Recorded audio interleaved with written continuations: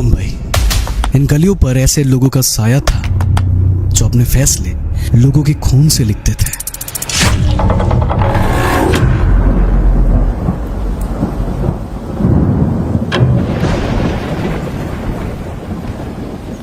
Dawood Ibrahim, the mastermind. Chhota Rajan, Dawood का साथी, उसका दाया हाथ। दोनों ने मिलकर एक ऐसा अंडरवर्ल्ड बनाया जहां पे 5000 से भी ज्यादा लोग उन लोगों के एक इशारे पे चलते थे।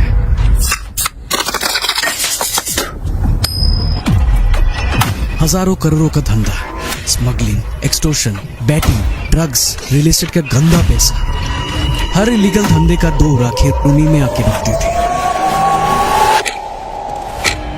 100 मिनट, 12 धमाके और 297 लाशें।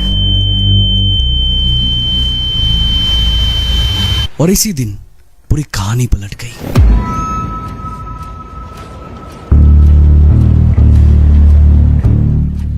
ये कहानी शुरू होती है 1940 से, जब मुंबई का नाम मुंबई नहीं बल्कि बॉम्बे हुआ करता था। उस दौर में बॉम्बे की असली जान उसके पोर्ट्स थी। समुद्र के रास्ते आने जाने वाले जहाज दिन में लीगल धंधे करते थे और रात में काला धंधा, स्मगलिंग।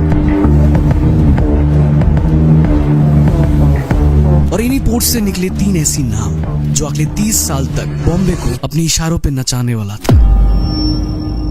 पहला नाम था करीम लाला।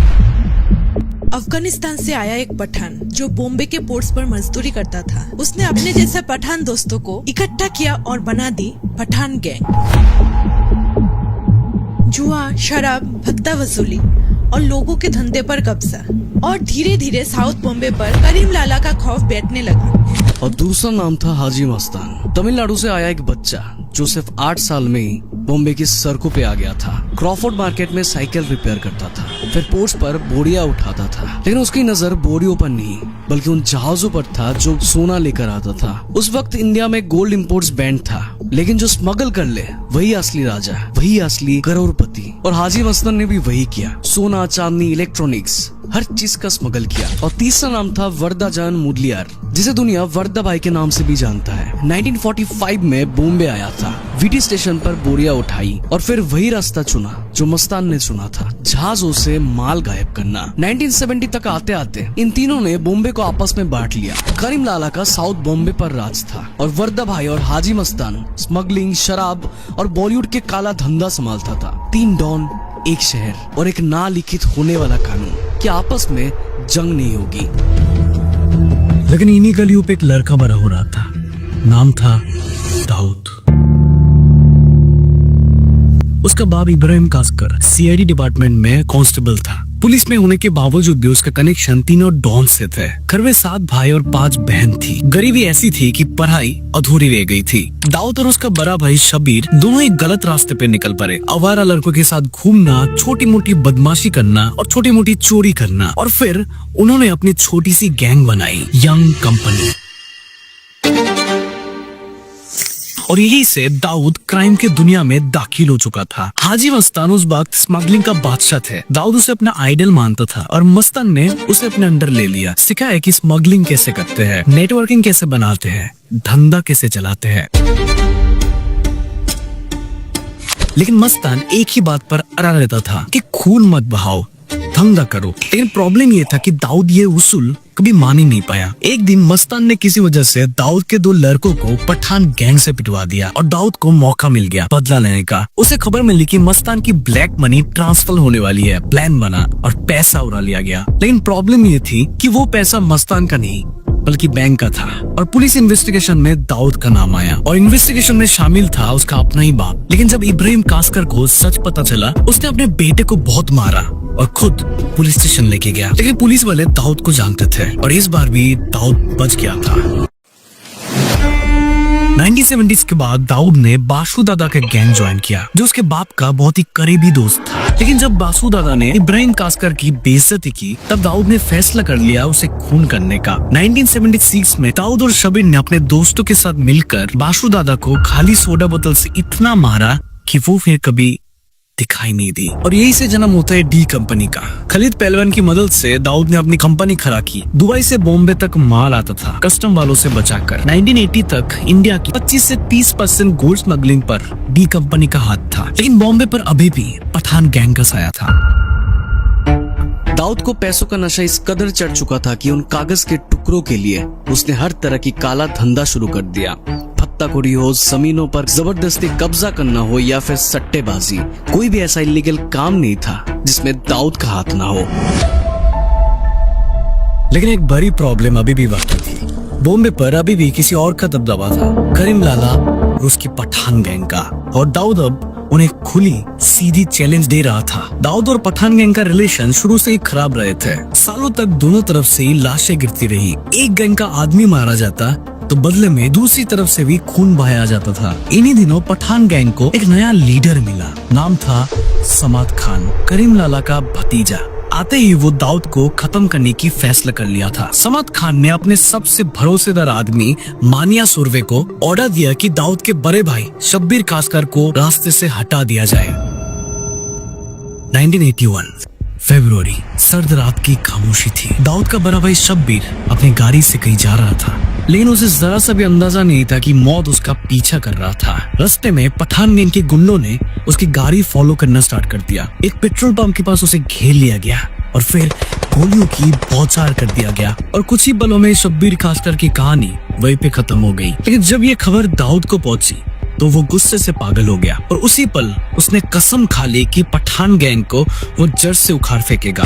दाऊद की एक खास बात थी, वो लोगों को करीब लाना जानता था। दोस्त बनाना उसका सबसे बड़ी ताकत थी और इसी वजह से उनके कनेक्शंस हर जगह थे। पुलिस डिपार्टमेंट के अंदर भी उसके कुछ खास लोग बन चुके थे और दाऊद ने इस वीकनेस का फायदा उठाया और पुलिस के साथ मिलकर पठान गैंग को साइड करने की प्लानिंग शुरू कर दी। वो पठान गैंग की छोटी बड़ी हरकत पुलिस तक पहुंचाता था। पुलिस ने दाऊद को एक वेपन की तरह यूज किया और दाऊद ने पुलिस को अपनी शील्ड बना ली और धीरे धीरे पठान गैंग के लोग या तो अरेस्ट होने लगे या फिर एनकाउंटर पे मारे जाने लगे थे। 1982 में वही मानिया सुरवे जिसने शब्बीर खासकर का मर्डर किया था, पुलिस एनकाउंटर में मार दिया गया था। लेकिन दाऊद के दिल को अभी भी सुकून नहीं मिला था। उसको अपने भाई की मौत का पूरा हिसाब चाहिए था। उसका अगला टारगेट था करीम लाला का भाई। 1984 में पठान गैंग का लीडर समाद खान को दाऊद ने अपने 3 साथियों के साथ मिलकर 19 गोलियां मारी और समाद खान मौके पर ही मारा गया था। और फिर 1986 में दाऊद ने वो कर दिखाया जिसका वो सालों से इंतजार कर रहा था।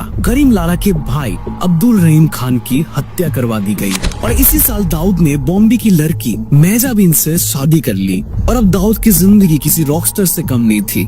उसका नाम हर जगह गूंजता था, क्रिकेट के ग्राउंड से लेकर बॉलीवुड के सेट्स तक। उसके कनेक्शंस हर इंडस्ट्री में थे। इनफैक्ट यहाँ तक कहा जाता था कि बॉलीवुड के कई एक्टर्स और प्रोडक्शन हाउसेस उसे हफ्ता देते थे। वो फिल्म्स में पैसा लगाता था और अपनी पसंदीदा एक्टर्स और एक्ट्रेसेस को कास्ट करवाता था। और उस दौर में पूरा बॉलीवुड दाऊद के खौफ में जीते थे। 1992 तक सब कुछ दाऊद के हक में चल रहा था। छोटा राजन उसका दाया हाथ माना जाता था और छोटा शकील बाया हाथ। लेकिन छोटा शकील के मन में एक जलन पल रही थी। उसे ये बात बर्दाश्त नहीं होती थी कि दाऊद और छोटा राजन इतने करीब क्यों है। और इसी वजह से वो अक्सर दाऊद के कानों में छोटा राजन के खिलाफ जहर घोलता रहता था। और इन्हीं दिनों दाऊद के सबसे बड़े दुश्मन अरुण गावली गैंग ने दाऊद की बहन की शौहर को कत्ल कर दिया था। इस मर्डर का बदला लेने की जिम्मेदारी छोटा राजन को सौंपी थी। लेकिन छोटा राजन इस काम को अंजाम देने में देर लगा रहा था। वजह थी कि अरुण गावली की शूटर्स उस वक्त जे हॉस्पिटल में हैवी पुलिस सिक्योरिटी के बीच में एडमिट था और दाऊद को इंतजार पसंद नहीं था और उसने ये काम छोटा राजन से छीन कर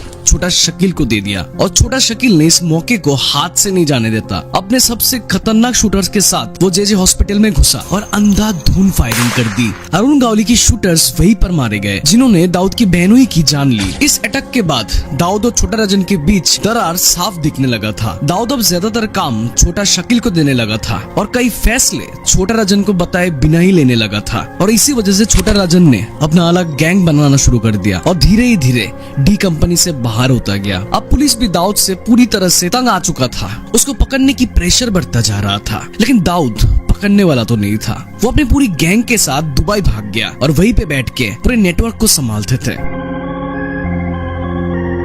दिसंबर 1992 अयोध्या में बाबरी मस्जिद बॉम्ब ब्लास्ट से गिरा दी गई थी। पूरे देश में दंगे भड़क उठे। हिंदू मुस्लिम टेंशंस अपने पीक पर पहुंच गया। 2000 से ज्यादा लोग मारे गए और दाऊद ये सब दुबई में बैठकर देख रहा था। और फिर उसने वो फैसला लिया जो मुंबई कभी भूल नहीं पाएगा। 1993 जुम्मा का दिन, दोपहर का वक्त। पहला धमाका मुंबई स्टॉक एक्सचेंज पे हुआ, दूसरा एयर इंडिया बिल्डिंग पे, तीसरा शिवसेना क्वार्टर पे, फिर सेंचुरी बाजार, प्लाजा मॉल और ऐसी ही 7 और जगह पर ब्लास्ट हुए। 100 मिनट्स, 12 धमाके और 297 लाशें। ये बॉम्ब्स रैंडम नहीं था, इसके पीछे एक पूरा मास्टरमाइंड था।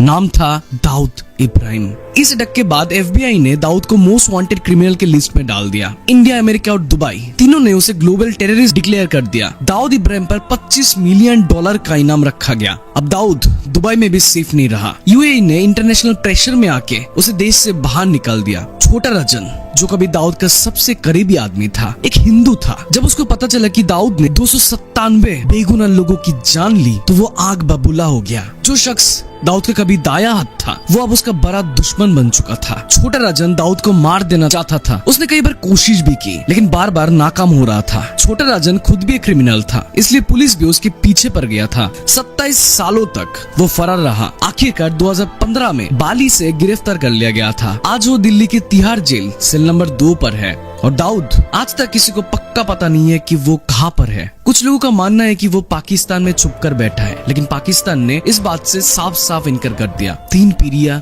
हजारों हत्याएं और एक शहर, मुंबई।